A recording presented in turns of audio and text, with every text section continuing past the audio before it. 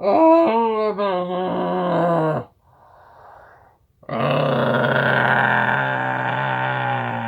morning, metalheads here, and welcome to a new episode of the fucking metal goddamn meltdown, blah, blah, blah, blah.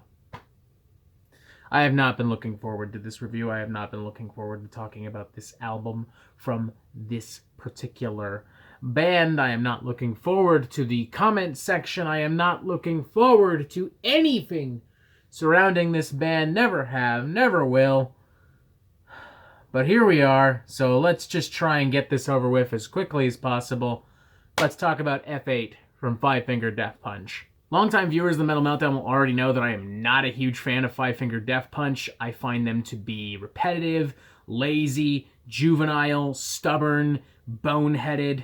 Their music usually boils down to an incredibly edgy, radio-friendly brand of hard rock and heavy metal, pandering to the lowest common denominator of music listener, borrowing the worst musical elements from bands like Slipknot, Stone Sour, Nickelback, Godsmack, Pantera, and injecting all of it with this kind of frat boy attitude and toxic masculinity. Now, before someone says it, I'm well aware that with all this in mind, I'm probably walking into this record with some legitimate bias, but I want it known publicly that despite my objections to this band, despite my distaste for their particular style, I have attempted to approach every single album with genuine enthusiasm, excitement, and curiosity. I've legitimately given them as many chances as one possibly could, perhaps more chances than one possibly could, or should, at this point. Why? I don't know. Maybe I'm an idiot, maybe I've got too big of a heart, maybe it's both, maybe I got a big, stupid fucking heart.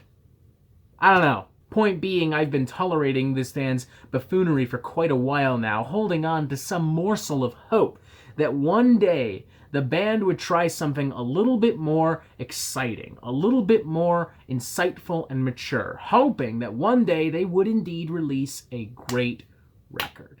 And that same hope initially followed me into F8, which itself follows a particularly tumultuous period in Five Finger Death Punch career, which saw them publicly fighting with their record label Prospect Park and privately squabbling over the future of Five Finger Death Punch and Ivan Moody's alcohol abuse. To the point where, logistically speaking, you could look at the band's previous album, Justice for None, as their equivalent to Saint Anger. And with that particular thought in my head, I kind of went into this record thinking, well, maybe that means this will be the band's Death Magnetic. Maybe they'll come back feeling a lot more comfortable and confident, and maybe it'll pave the way for a rejuvenation of sorts. But unfortunately, it did not occur to me that Five Finger Death Punch are not on the same level as the Grammy Award-winning Rock and Roll Hall of Fame inducted band Metallica.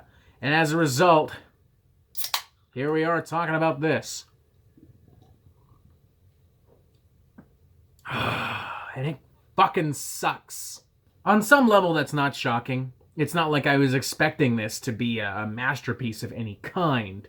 But goddamn, I had hoped that at the very least, Five Finger Death Punch would summon enough energy and ambition to deliver upon their promise of a good, raucous, meat and potatoes metal album. But even by the standards of Five Finger Death Punch, this album feels so confused, so tired, so dated, so lazy, so, dare I say, just plain boring. Like, my God, the last time I listened to an album that just failed to deliver a single memorable, unique, original, or exciting moment was the last Five Finger Death Punch record. And that album had an excuse for its laziness and inability to deliver. The band was going through some serious goddamn shit. This album doesn't have that excuse. The band, at least from what they've been telling us, from what they've publicly been broadcasting, has their shit together. Ivan Moody is sober. Everyone's getting along. They're more professional. They're cleaner. They're more confident and comfortable. That's what they keep telling us. And yet all I feel is this cold, empty shell of a metal record devoid of anything fun, energetic, heavy. All of these songs fall into the same predictable, tired, dated, four-chord hard rock progression. All of these lyrics are about being an outsider, being a rebel, showing society who's boss, being alone and dark and sad and edgy. And in the album's absolute worst moments, it even manages to out-lazy the previous record with some of the band's most uninspired material of their entire career. Take, for instance, one of the album's lead singles, Full Circle, which sounds like the kind of overproduced tripe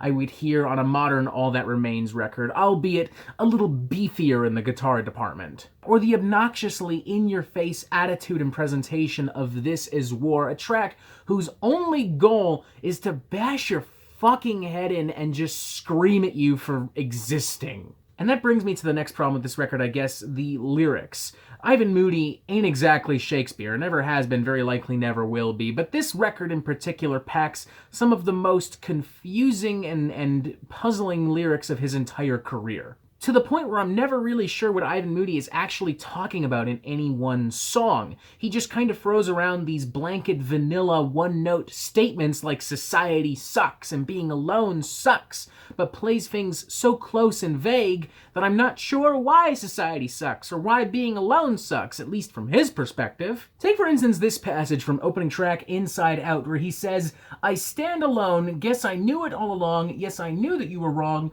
how you left when I was down." From what I understand, this track is supposed to be about his problems with addiction, but I definitely don't pick that up in this section, and I really don't pick it up at all through this song. You could tell me this was just about a bad breakup, and I'd probably believe you. And it only grows to become more puzzling from here on. Take, for instance, this segment from Mother May I, where he says, "You're the one that's in all the movies on everyone's TV. You're convinced that your shit doesn't stink and we should all adore you. Father, can you stop this bleeding? Hate what we've become. I've turned my cheek so many times. Fear I'm almost done." It initially sounds like he's talking about Hollywood elitism, but he immediately follows it by pleading to his father to stop the bleeding. What the fuck is that about? And what, pray tell, have we become, Ivan? Because if you're somehow implying that we are still complicit in Hollywood elitism, you're absolutely wrong. If these last few years have proven anything politically, it's that Hollywood is a lot more vulnerable to social and political movements. Or how about in this track, Living the Dream, where Ivan just kind of struts around saying society sucks, pleading to fictional superheroes for help, but in the process just seems to confuse real-life people with comic book superheroes with entities that don't exist in this universe at all. Like, take this whole verse for instance. "Captain America, are you off to fight the bad guys? Hey, mighty Superman, can you save us from ourselves? Hey, Mr. Universe, can you lift us up above this? 'Cause I'm just Iron Man, I'm a ghost within a shell." Like, are you confused, Ivan? Like, Mr. Universe is a title. It's not a superhero. Why are you pleading to, like, a fucking guy?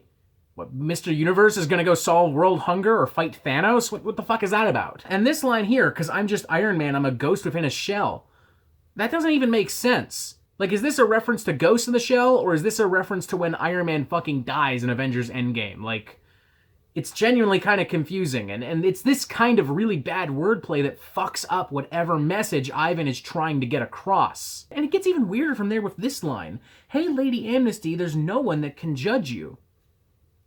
Who the fuck is Lady Amnesty? Do you mean Lady Liberty? Because there is no Lady Amnesty. I've looked this up, okay? There is no Lady Amnesty. I guess with that in mind, I have to say that I, objectively speaking, prefer some of the more hyper-cringe lyrics found on this record, even if just because I actually understand what the fuck they're talking about. But that's not exactly high praise because, my god, some of this is so cringeworthy. Take, for instance, this very real lyric taken from Bottom of the Top. "Can I be one of the cool kids? All I wanted to be was one of the brightest motherfucking falling stars," which itself is delivered with one of the worst choruses I have heard on a modern rock or metal record. This entire track is just an abomination and I want it to die. The closest we come to anything of real musical substance and quality on this record comes in the form of the softer tracks. Take, for instance, a track like Darkness Settles In,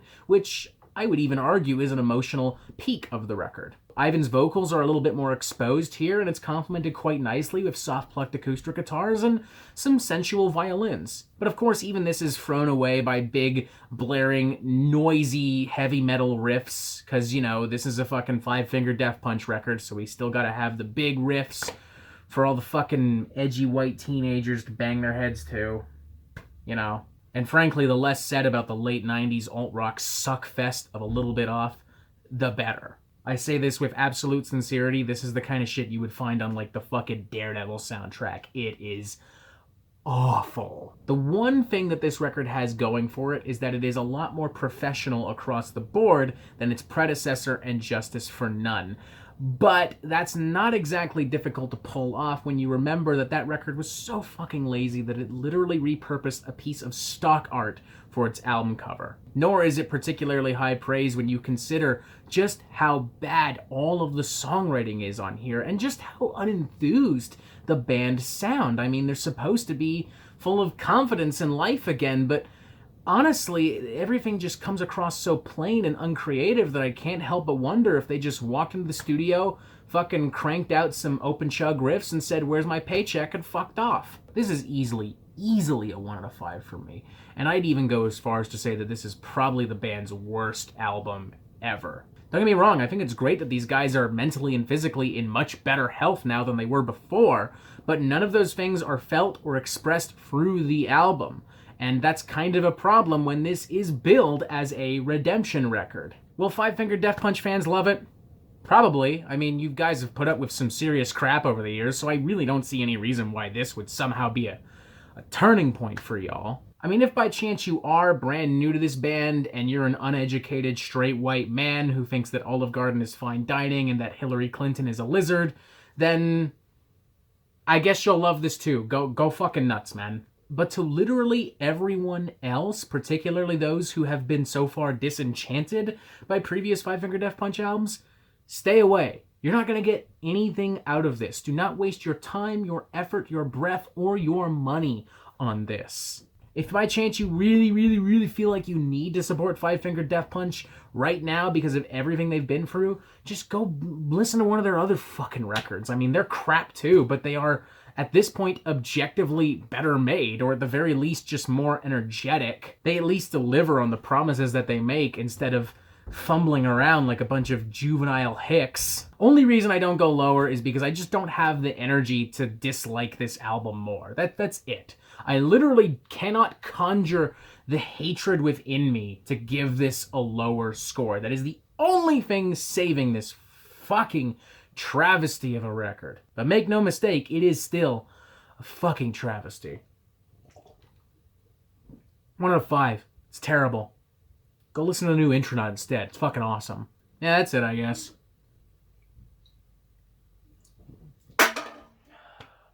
Press this button for updates immediately. Yeah.